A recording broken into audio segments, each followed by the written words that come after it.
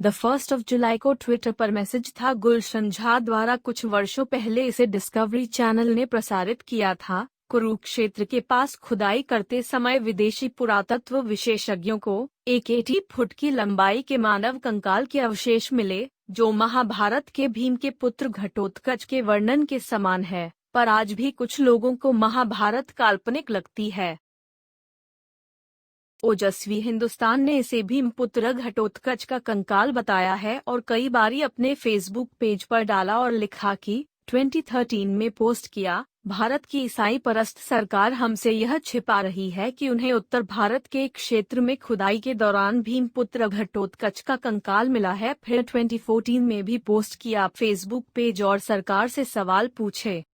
एक विशाल कंकाल की तस्वीर को सोशल मीडिया में महाभारत में भीम के पुत्र घटोत्कच के कंकाल के रूप में साझा किया जा रहा है, जिसे कुरुक्षेत्र के मैदान में खुदाई के दौरान प्राप्त बताया गया है। तस्वीर के साथ एक संदेश भी साझा किया गया है। कुरुक्षेत्र में खुदाई के दौरान विदेशी रक्षा विशेषज्ञ को मिला भीमपुत्र घटोत्कच का कंकाल, जिसकी लंबाई 80 फीट है।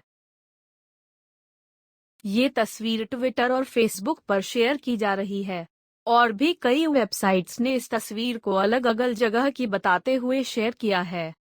TheLeadKey.com ने इस तस्वीर को शेयर करते हुए दावा किया कि साल 1994 में एक आर्कियोलॉजिस्ट ने बाइबल में वर्णित गोलायथ के कंकाल को जेरूसलम के ईस्ट वैली में पाया है। शास्त्रीय ग्रीक पौराणिक कथाओं में टाइटन्स और टाइटेनेस जीवित प्राणियों के सेंडोंड क्रम के सदस्य थे। टाइटन कंकाल को पहले ग्रीस के लोगों द्वारा खोजा गया है। यूनानियों ने हमें बताया कि टाइटन्स ग्रीक मिथोलॉजी द्वारा वर्णित वास्तविक जीवित चीजें हैं। टाइटन्स एक विशालकाय इंसान हैं जिनकी पूजा पहली सदी में ग्रीक्स द्वारा की गई है। टाइटन की हड्डी की खोज करने वाले लोगों में से एक ने कहा है कि उसे विश्वास नहीं था कि टाइटन्स मौजूद हैं, लेकिन जब वे इस साइट पर खुदाई करते हैं तो उन्हें एक बड़ा कंकाल दिखाई देता है जो उक्त टाइटन्स को इंगित करता है। अभी के लिए वैज्ञानिक खोजकर्ताओं द्वारा दिए गए कंकाल के बारे में अध्ययन कर रहे हैं। तो क्या है सच? क्या यह भीमपुत्र घटोत्कच का कंकाल है या फिर ग्रीस के टाइटन्स हैं? कि बाइबल में से गोलियत है? आपको क्या लगता है कौन सच बोल रहा है? भीम के पुत्र घटोत्कच का कंकाल की जो बातें कर रहे हैं अखबार जैसी खबर बनाकर फेसबुक पेज पर पोस्ट किया है, या फिर ग्रीस की थ्योरी की यह विशालकाय टाइटन्स थे, या डेविड और गोलियत की कहानी का गोलियत? अगर आप कमेंट में अपने विचार लिखेंगे तो हमें भी पता चलेगा कि आप क्या सोच रहे हैं। दुख की बात यह है कि कोई भी सच नहीं बोल रहा है, यह तीनों फेक हैं। देखिए, ये तस्वीर डिजिटल रूप से बनाई गई है। DesignCrowd.com वेबसाइट पर इस तस्वीर को शेयर करते हुए बताया गया है कि एक अमेरिकन डिजाइनर विटमैथ 57 ने 14 अगस्त 2011 को ऑस्ट्रेलियन कंपनी के एक डिजाइन कॉन्टेस्ट के लिए बनाया था। इस फोटोशॉप तस्वीर को साइज मैटर्स 4 प्रोजेक्ट के तहत बनाया गया है। वेबसाइट पर यो अमेरिकन डिजाइनर विटमैथ 57 द्वारा बनाई गई और भी कई कृत्रिम तस्वीरों को शेयर किया गया है। DesignCrowd.com वेबसाइट ने इस तस्वीर को बनाने का श्रेय कनाडियन डिजाइनर आयन काइट को दिया है।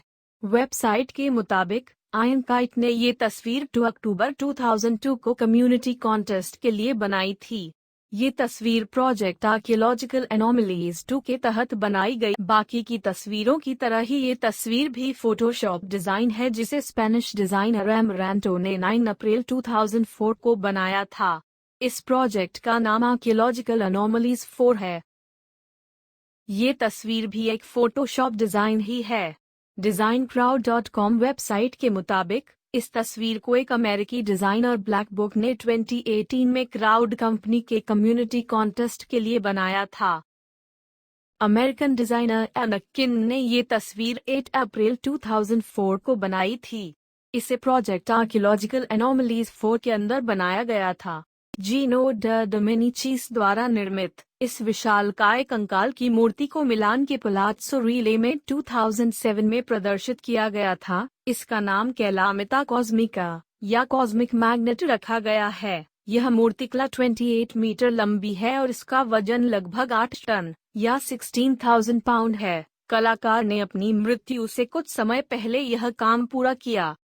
टुकड़ा काफी सटीक दिख रहा है, बस किसी भी मानक मानव कंकाल की तुलना में बहुत बड़ा है। जाहिर है, केवल एक चीज जो डिजाइन के बारे में सटीक नहीं है, वह है कंकाल की लंबी, नुकीली नाक, जो एक ऐसी विशेषता है जिसे डी डोमिनिक के काम में बहुत देखा जा सकता। प्लीज कमेंट करें कि आपको हमारा यह प्रोग्राम कैसा लगा और चैनल को सब्सक्राइब करें। नीचे दिया सब्सक्राइब बटन को दबाएं और साथ में बेल आइकॉन को भी दबाएं।